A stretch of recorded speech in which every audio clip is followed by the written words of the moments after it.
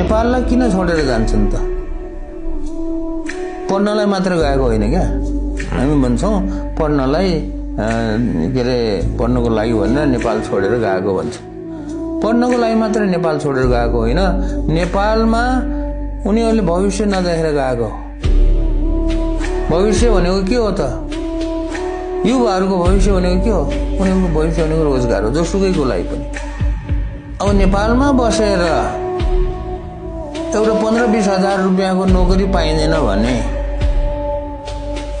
20-25 हजार 15-20 हजारको नोकरी। अब यहाँको अहिले यहाँ चाहिँ ब्याचलर्स गरेर 15-20 हजारको नोकरी पाउनको लागि कति चाहिँ रोटी बेल्नुपर्छ? 15-20 हजारको 20-25 हजारको नोकरी पाइहाल्यो भने पनि अब त्यसले त अहिले के हुन्छ?